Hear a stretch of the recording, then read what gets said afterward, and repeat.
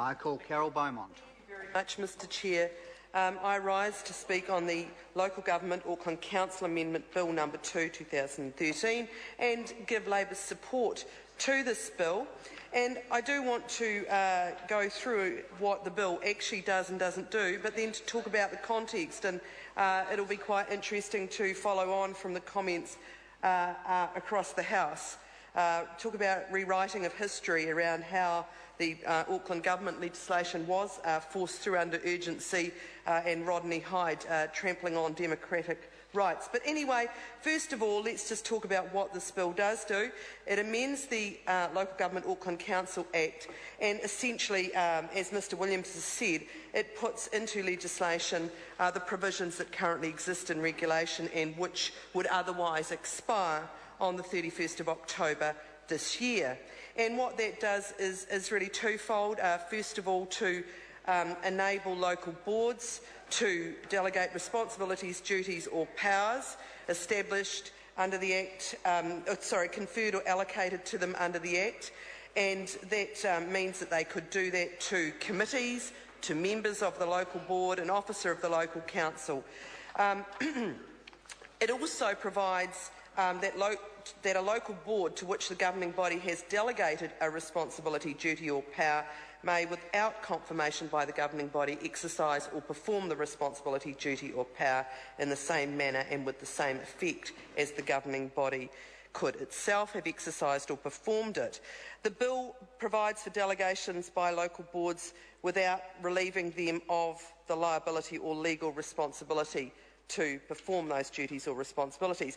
And essentially, some of us were, of course, in the House during the urgency when some of this was pushed through, and we will recall that one of the concerns that was raised at the time was that the powers of local boards were actually not outlined in legislation, were left to be delegated to them by the Auckland Council governing body, and that was seen as a real worry. Now, as it's happened, it is fair to say that delegation has worked reasonably well, but that is probably as much to do with the leadership of the governing body, and it wouldn't have necessarily worked out that way with different leadership. And so I think it is important that these are put into legislation, but as Mr Williams says, this doesn't extend or anything else. It merely codifies, if you like, into legislation what is currently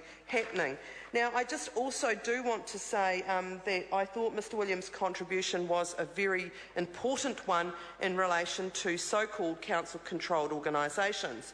And I have had some dealings over recent times with council-controlled organisations, so-called, and in particular ACIL, Auckland Council Investment Limited, and the appalling role that they played in the Ports of Auckland dispute, where they were actually so-called responsible for the Ports of Auckland Limited. And what became very obvious during that was that ACIL had very limited control by council and certainly had no desire to involve Auckland Council or to make sure that they were across the issues in that dispute. And I do think that there are a number of issues like that which are going to need further work as we move forward in cementing in the changes in Auckland local government. But specifically back to this bill, it is being referred to the Local Government and Environment Committee to consider, and I do think that provides an opportunity to look at whether there are further changes needed, because this bill itself is primarily technical. It is a short bill with only 5 clauses and essentially, as I've said, continues existing arrangements. And I'm sure that opposition members of that committee will be considering these matters quite carefully. Now, I also just want to put on record that as a List MP working in the Mangakeke electorate, I do work closely with the local board that primarily operates in the electorate, and they are hard-working. They are seeking to represent our community, to build and support the community, and to ensure that we have good facilities available to the community. And I think it's important to think about the role of local government, and particularly for those listening now, I would just say that local government is often something that passes many New Zealanders by. People don't think too much about what it is that local government does do.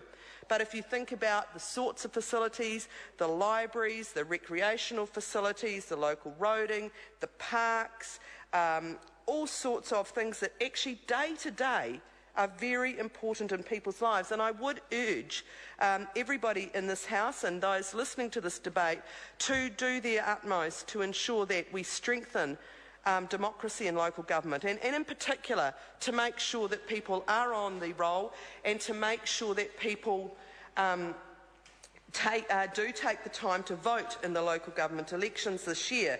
So most of the local boards in Auckland are working effectively, and in the area I'm working in, the Maungakiekia electorate, I also work with the Puki Te Papa and Ōrākei local boards, and I would say that they equally are working hard. So it's an important role. It's a two-tier council with the governing body and the local boards. And local boards, there's only 2 of the 21 local boards that have fewer than 45,000 people. So, Mr Speaker, with that, I will draw this contribution to a close, but to say that it is important to note that this government has severely attacked our local government, and that is something that we will continue to challenge. This is a split call, and Eugene Sage has 3.5 minutes left. Koutou tēnā tātou e hui hui mai nei ki roto I te whare.